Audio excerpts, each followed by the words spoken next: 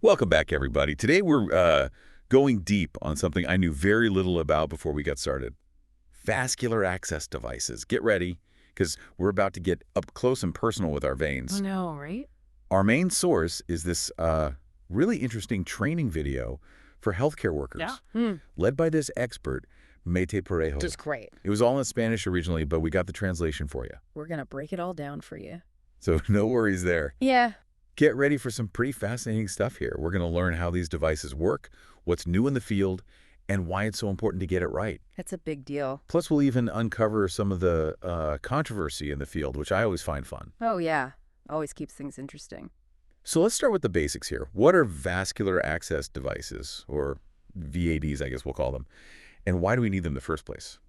Well, imagine you need to get medication right into someone's bloodstream or maybe draw blood a lot for testing. You need a way to get to those veins reliably. That's where VADs come in. They're like special catheters and ports that create a safe pathway. Okay, so it sounds pretty straightforward, but Parejo kicks things off with this idea of venous capital that completely, blew my mind. Oh, yeah. Changed the way I thought about veins completely. It's such a good way to think about it. Yeah. She basically explains that our veins are a limited resource, just like money in the bank, right? Oh, okay. Every time you use a vein, there's a chance of damage or scarring, and then you might not be able to use it later. So we got to be careful. We only get so many. I mean, we can't just go get more veins, right? Right, exactly. Kind of freaky when you think about it. Yeah, and that's why picking the right VAD and taking good care of it is so important. Right. You want to make sure those veins last as long as possible. Yeah, like you said, it's like making sure you have enough money to last your whole life. You don't want to blow it all at once. Exactly. So let's get into the weeds a little bit here on the types of VADs. Parejo breaks them down into peripheral and central devices. Yeah. What's the difference? So peripheral VADs go in veins that are closer to the surface, usually in your arms or hands. Think of like a regular LOV for fluids or meds for a short time. Okay, so those are more for the short term. What about central VADs? When do you need those? Those are for the big jobs. They go in the larger, deeper veins that lead to your heart. So it's for longer treatments, strong meds that might hurt smaller veins, and frequent blood draws, so you're not getting poked all the time. Okay. Man, we are already getting into a lot of acronyms here. I feel like I'm back in med school or something. I know, it's a lot. Help me out. So we got central venous catheters, CVCs. Those go in the big veins like your jugular, subclavian, or femoral vein. Okay. Then there's peripherally inserted central catheters, PICCs. Those start in a peripheral vein but thread up to a central one. Okay. And then there's femoral catheters, or FIPs, placed in the femoral vein in the groin. Gotcha. Okay, that is a lot to keep straight. So how do doctors decide which VAD is right for which patient? Seems complicated. It is. Yeah. Parejo says there's like a whole system to guide them. Uh-huh. They look at the patient's condition, what kind of medication or treatment they need, how long it'll last, the patient's overall health, even where they are, hospital, clinic, or home. Wow, it really is a whole process, huh? It is. But here's where things get really interesting. Parejo spends a lot of time on these femoral catheters, which turns out have a little bit of a controversial past. Yeah, they used to have a higher risk of infection. Oh, I bet. Yeah, the groin's not exactly the first place I think of for a sterile procedure. Right. So they were seen as a last resort kind of thing. Yeah, I can see why. But Parejo explains how modern FIPs have gotten a serious safety upgrade. With the right insertion and care, they can now be used for long-term treatments, like years. She even mentions cases where patients have had them for 2.5 years with no problems. That's wild. What changed to make them so much safer? The key is this technique called tunneling. So instead of the catheter going straight into the femoral vein, they tunnel it under the skin to a cleaner spot on the thigh. Okay. This moves the exit point away from the groin, which really cuts down on the risk of contamination. So it's like they're rerouting the catheter to avoid the danger zone. Yeah, exactly. And it's completely changed how we think about femoral catheters. Now they're a real option for patients who maybe didn't have many good choices before. Wow. Parejo even tells this story about a patient who was playing football with a femoral catheter. You wouldn't have seen that a few years ago. No way. It's crazy. It shows how technology and technique keep evolving. Totally. And it's all to make those life-saving treatments more comfortable. Yeah, and less disruptive. Speaking of comfort, you mentioned tunneling. And that applies to other kinds of VADs too, right? It's not just about preventing infection. It's also about how the patient feels, Yeah. right? Oh, yeah, definitely. Tunneling means the spot where the catheter goes in and the spot where it comes out are different. So you could put a catheter in the axillary vein, like near your armpit, but have it come out on your upper arm, so it's not near your neck. So it's like a custom route for each patient. Yeah, pretty much. Parejo talks about a case where a patient with an axillary catheter had the exit point right in the middle of their arm. Way more comfortable and less noticeable than having it by their neck. That's awesome. It's so cool to see how they're making things better for patients all the time. Totally. But speaking of innovation, Parejo tells us about these new hybrid devices, the PP port and the Piper. Oh, yeah, those are cool. What are those all about? They're like a mix of different technologies. The PP port, for example, it's like a PICC line and a port, which is that little chamber implanted under the skin all in one. Oh, so it's like a 2-for-1 solution. Exactly. You put it in like a PICC through a peripheral vein, but the chamber is higher up on the arm above the bicep. Gotcha. And what about the Piper? Is that similar? The Piper's like the femoral version of the PP port. It goes in the femoral vein, but the chamber's implanted in the mid-thigh. Okay. So easy to get to, but still hidden. I gotta say, these advancements are pretty impressive. It feels like we're really on the cutting edge of medicine here. It really does. But even with all this amazing technology, Parejo really stresses that taking good care of the VAD is still key. Oh, for sure. Right. Even a perfect insertion doesn't mean anything if you don't look after it. Like buying a fancy sports car and never changing the oil. Yeah, that's a good analogy. Yeah. So what are the most important things healthcare providers need to do to make sure these VADs last and don't cause any problems? Well, Parejo lays out a whole bunch of crucial steps. Hand hygiene is always number one, of course, but it's a lot more than that. Okay. There's the no-touch technique, taking care of the exit site, making sure it's secure, and careful flushing techniques. I'm guessing the no-touch technique involves a lot of gloves. It's all about avoiding touching anything that could be contaminated. So when they're connecting or disconnecting syringes or stuff, they use special techniques and avoid touching the connection points. Wow. It's like they're doing surgery every time they mess with the thing. Mm-hmm. What about the exit site? You got to clean the area around the catheter and change the dressing regularly, but there's a right way to do it. Parejo is really specific about cleaning not just the exit site, but the skin around it and any external parts of the catheter. Okay. And the antiseptic has to dry completely before you put on a new dressing. Gotcha. Got to avoid that skin irritation. It's all about the little things. Yeah, it is. Yeah. What about flushing? Oh, that's crucial. Yeah. You got to keep that catheter clear. Yeah. And Parejo's a big fan of the pulsatile flush technique. Okay, now that sounds intense. What is a pulsatile flush? So instead of a steady stream, you inject the saline in little bursts. Okay. It's like power washing the inside of the catheter, blasting away anything that could cause a blockage. I like that analogy. That's way better than deep clean. Right. Yeah. Parejo also really emphasizes using positive pressure when you flush. What's that all about? It means keeping a little bit of push on the plunger as you finish. Uh-huh. That way blood doesn't flow back into the catheter, which could cause clotting. Okay, so it's all about keeping everything flowing in one direction. Exactly. It seems like there's so much to remember when you're taking care of a VAD. Mm. And Parejo has even more specific advice for people getting parenteral nutrition, right? Yeah, because parenteral nutrition, those solutions are more likely to grow bacteria, so those patients need even more careful attention. She recommends using sterile technique whenever you're handling it and being extra thorough when you clean the exit site. So it's even more important to be careful in those cases. What else did Parejo highlight as a potential issue? She points out that those needleless connectors, the ones used to get into the catheter, they're often a source of contamination that gets overlooked. Huh. I never would have thought of that. What should they be doing differently? Parejo says they need to be cleaned really well every single time. It's one of those little things that can make a huge difference in preventing infections. Yeah, it really shows how much precision goes into every step. Mm-hmm. Okay, so now let's get into securing the device itself. Right. Apparently, it's a lot more complex than it seems. It is. And Parejo's very clear about this. Yeah. Suturing catheters is out. It's not best practice anymore. Wait, really? Why is that?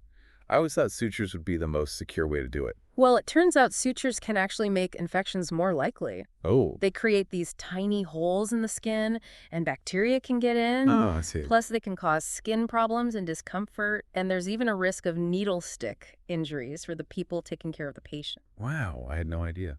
So If you can't use sutures, what are the alternative? They have all these adhesive securement devices, each with their own pluses and minuses, but Parejo really likes the Secura Cath.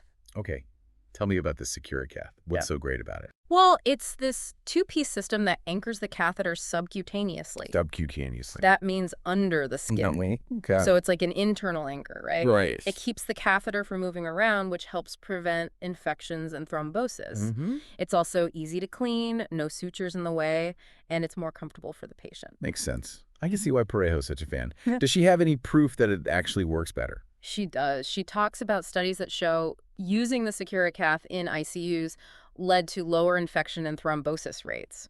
Pretty convincing, right? Yeah, it really shows that something as simple as how you secure the device can make a big difference for the patient. Totally.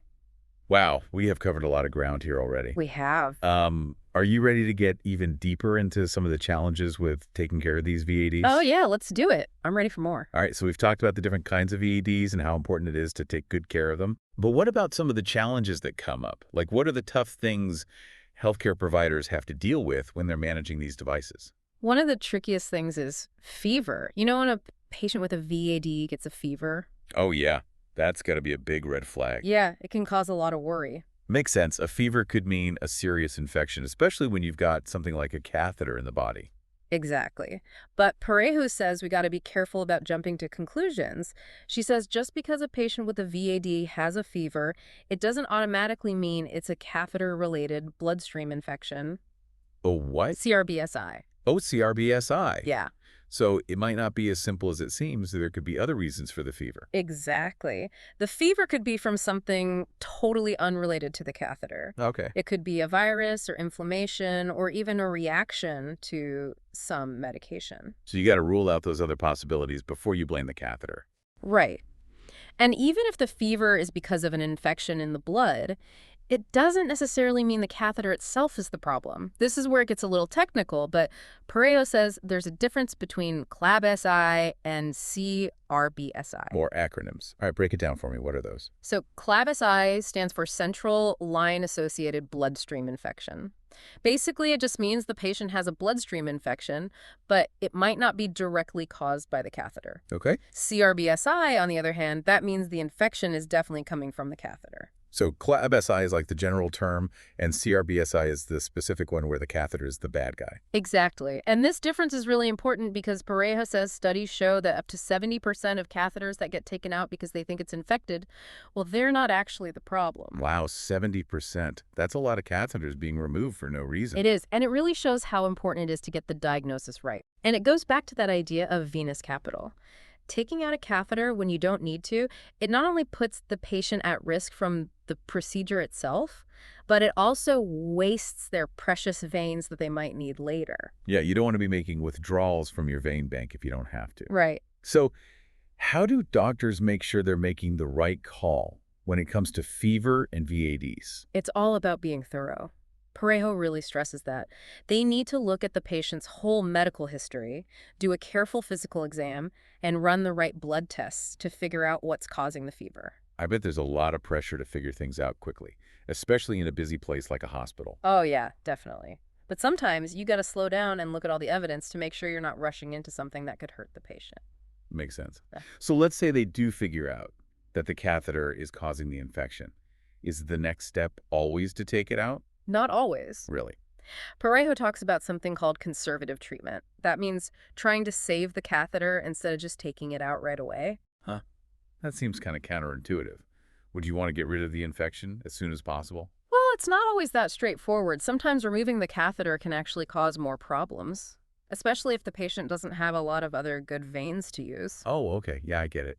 So when is it okay to try conservative treatment? Parejo lays out a few situations where it might be a good option, like if the infection is caused by a weaker type of bacteria, or if the patient isn't showing signs of a really widespread infection, it might be worth a try. So it depends on the individual patient and how bad the infection is. Right. And Parejo points out that it's especially important to consider conservative treatment for kids because their veins are even more limited, and for people with ports because those are harder to replace. Makes sense. So how does this conservative treatment actually work? What do they do?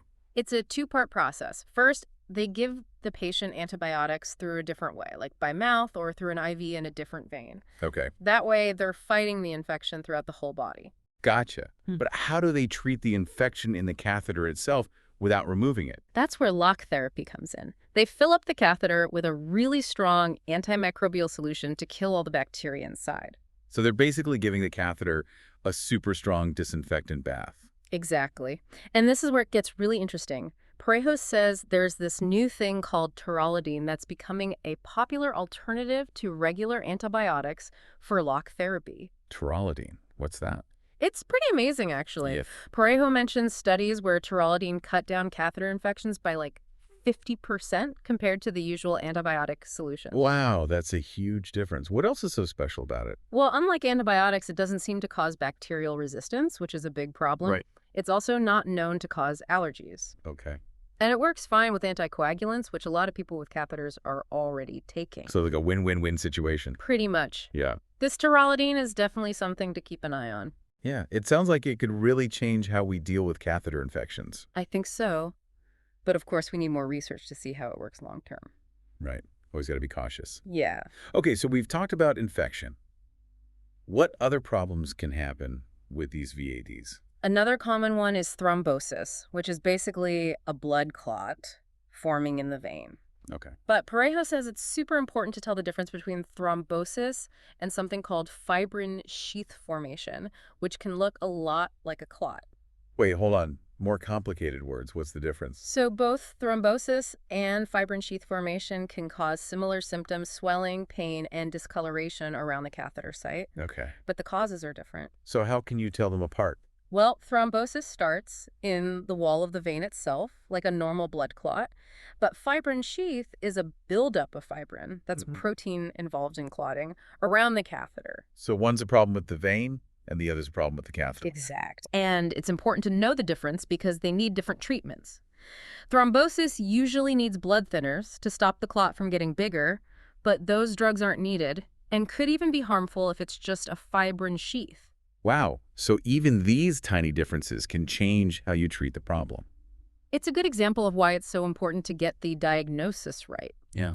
Healthcare providers have to stay up to date on the latest research and guidelines. It sounds like ultrasound is really important for figuring out what's going on. It is. Ultrasound lets them see the veins in the catheter and any potential problems. It's like having X-ray vision for the circulatory system. It's amazing how technology helps us understand the human body better. I know, right? I'm starting to look at my veins a little differently now. Me too. It's pretty amazing when you think about this whole network of veins working inside us all the time, Yeah. keeping us alive and healthy. And the more we know about it, the better we can take care of it. Exactly. This deep dive has really been eye-opening for me. I honestly had no idea how much was involved in something as simple as putting in an IV. Yeah, it's one of those things you don't really think about until you need it yourself. But when you consider how crucial our veins are for, delivering medicine, nutrients, oxygen, everything throughout the body, it makes sense that there's a whole field dedicated to taking care of them. Parejo's presentation really drove that point home for me. You can tell she really cares about patient comfort and, making these procedures as easy as possible for people. Absolutely. Remember that story about the patient playing football with a femoral catheter? That's the goal, right? Providing life-saving treatment without making people put their lives on hold. And it all goes back to that idea of venous capital, making smart decisions to protect those veins for the long term. Exactly. And that's where informed decision-making is so important, both for the healthcare providers and for the patients themselves. Okay, so let's pretend we're the patient for a minute. If you were told you needed a VAD, what questions would you ask your doctor? That's a great question. I think the first thing I'd want to know is, why do I need this? What are the benefits? What are the risks? Are there any other options we could try instead? It's about weighing the pros and cons and making sure you're comfortable with the decision, right? Exactly. I'd also want to know what kind of VAD they're recommending and why that specific one is the best for me. We've talked about so many different options, PICCs, ports, tunneled catheters. Each one has its own pluses and minuses. So it's about understanding the specifics and making sure the device fits your needs and your lifestyle. Right. I'd also want to know exactly what's involved in putting it in, what problems could come up, and what the long-term care is going to be like. Will I have to change dressings at home? Are there things I won't be able to do? It's about being an active participant in your own healthcare, Hmm. not just going along with whatever the doctor says. Exactly. And don't be afraid to ask questions if anything's unclear or if you have any worries. Your doctor should be able to explain things in a way you understand and help you feel more comfortable. Parejo really emphasized that open communication between patients and providers throughout the whole presentation. It's so important. Healthcare is a partnership, and the more informed patients are, the better they can advocate for themselves and make decisions that are right for them. You know, I gotta say, I'm gonna look at my veins a little differently now. Me too. It's amazing to think about this whole network quietly working inside us, keeping us alive and healthy. Well, I think it's time to wrap up our deep dive into the world of vascular access devices. I'm definitely walking away with a newfound respect for this whole field and for the people who work in it every day. It's been a fascinating journey. And if you want to keep learning more, be sure to check out the show notes. We'll have links to more resources there. Huge thanks to our expert for walking us through this complex topic, and to all of you for joining us on this deep dive. Until next time, stay curious and take good care of those veins.